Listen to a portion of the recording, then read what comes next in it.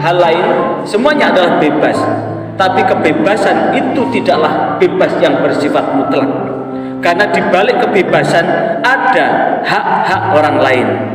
Tatkala dunia ini hanya dihuni oleh satu orang, maka sungguh bumi ini adalah milik satu orang itu.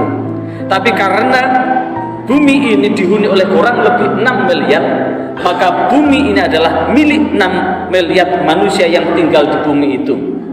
Maka selain kita punya kebebasan, tentu ada hak orang lain, sehingga muncul namanya hak dan kewajiban.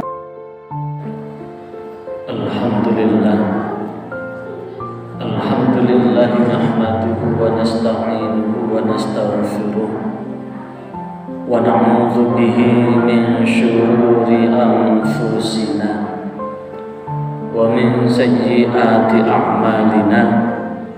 Man yahdihillahu fala mudilla lahu wa man yudlilhu fala hadiya lahu.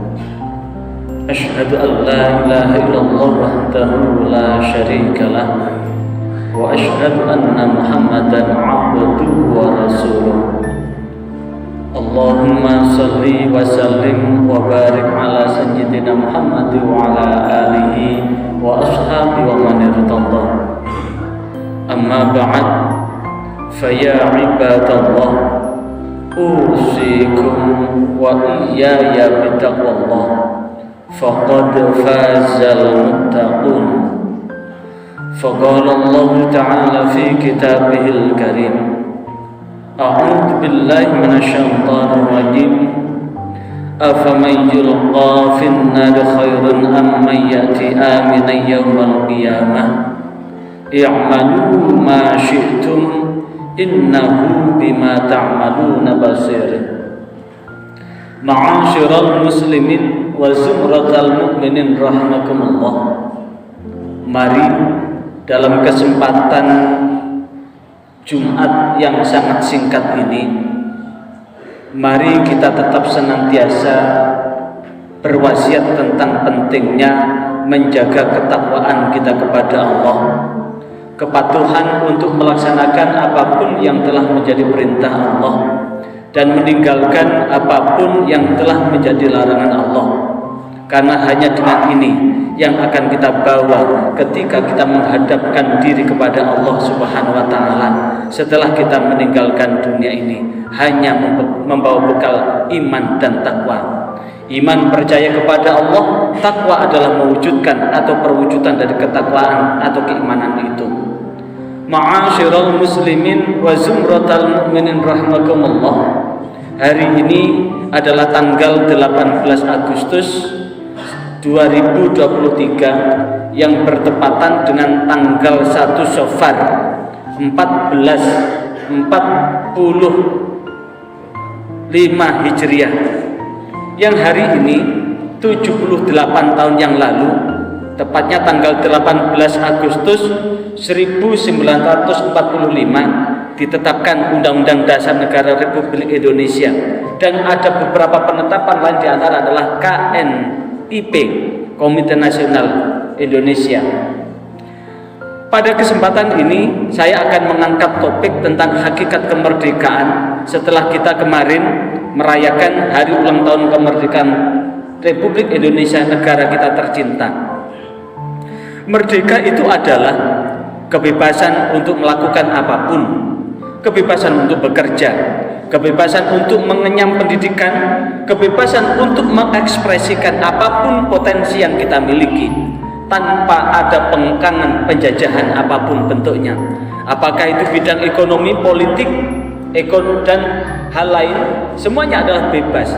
Tapi kebebasan itu tidaklah bebas yang bersifat mutlak. Karena di balik kebebasan ada hak-hak orang lain.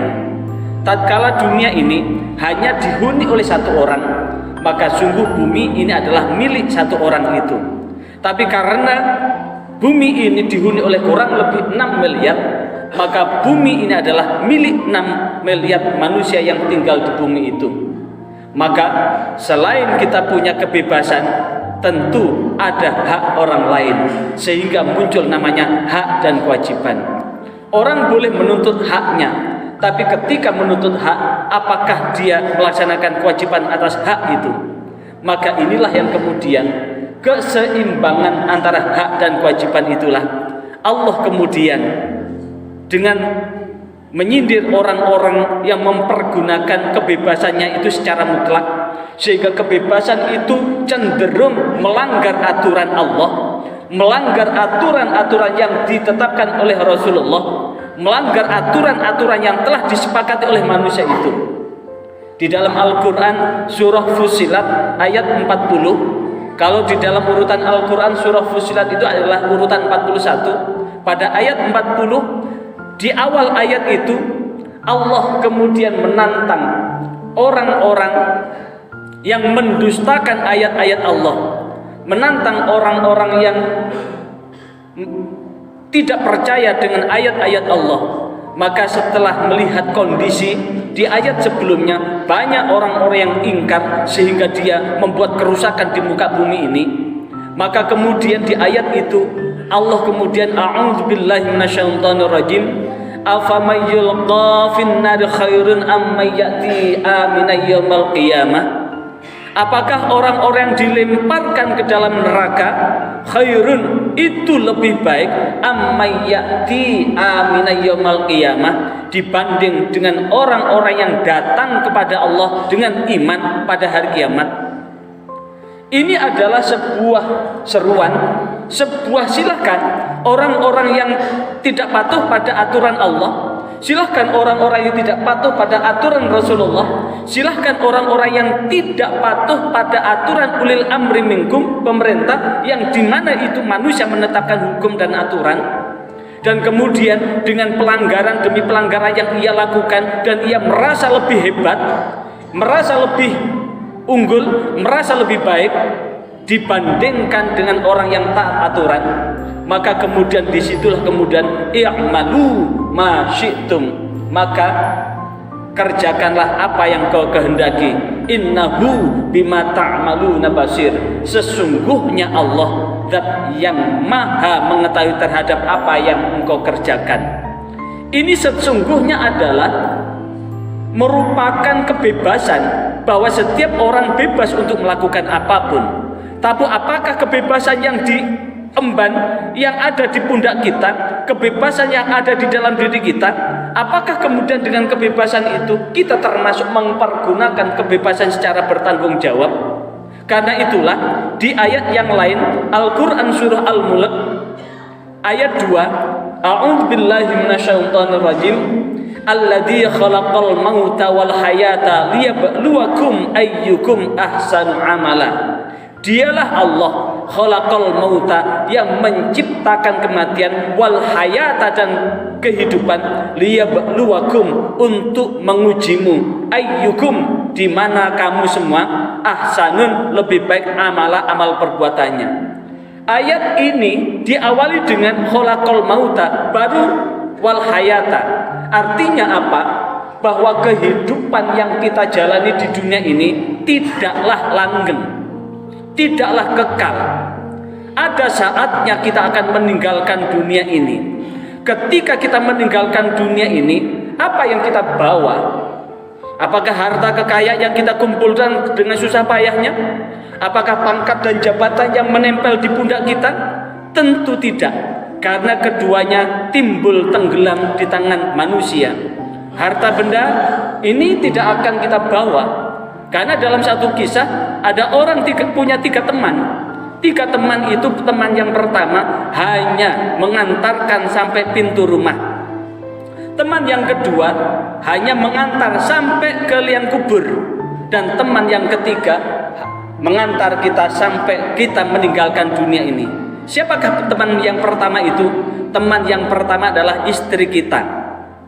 Walaupun toh kita meninggalkan istri yang cantik, harta benda yang melimpah ruah, kemudian kita wariskan kepada istri dan anak kita, maka kemudian ketika kita meninggal, paling istri kita hanya meratapi meninggalnya kita, dan air matanya itu akan mengering setelah lebih dari 7 hari, dan hanya mengantar sampai pintu rumah. Karena dalam hukum Islam perempuan itu hanya mengantar sampai depan rumah, karena istri yang ditinggal mati itu mengenal iddah, sehingga tidak mungkin kemudian mengantar kita sampai ke liang kubur. Teman yang kedua adalah teman kerabat kita, sanak saudara kita, hanya mengantar sampai kita selesai dikuburkan. Itu pun tidak membantu apapun dengan pertanggungjawaban kita ketika kita menghadap Allah. Dan teman yang ketiga adalah amal kita, amal soleh kita, itulah yang akan menemani kita.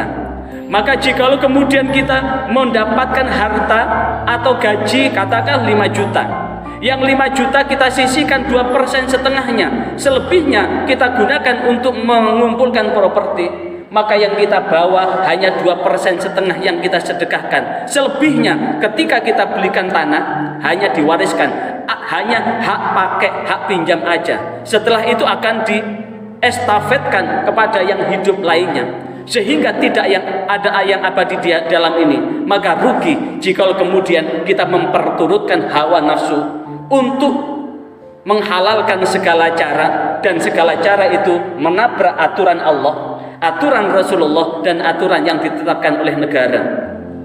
Maka itulah yang kemudian Allah menjanjikan di dalam Al-Quran surah Al-Kahfi ayat 110. A'udzu billahi minasyaitonir rajim. Faman kana yarju liqa'a rabbih falyamal 'amalan shalihan wa la yusyrik bi ibadati rabbih ahada. Faman kana, dan barang siapa yang ada yarju, mengharapkan liqa'a rabbih, bertemu Tuhannya, falyamal, maka hendaklah beramal amalan shalihan, amal yang sholih, wala yusyrik bi ibadati rabbih ahada, dan jangan menyekutukan ibadahnya kepada Tuhannya pada satupun, apakah itu manusia, apakah itu benda, yang menyebabkan kita mengingkari Allah Subhanahu wa taala.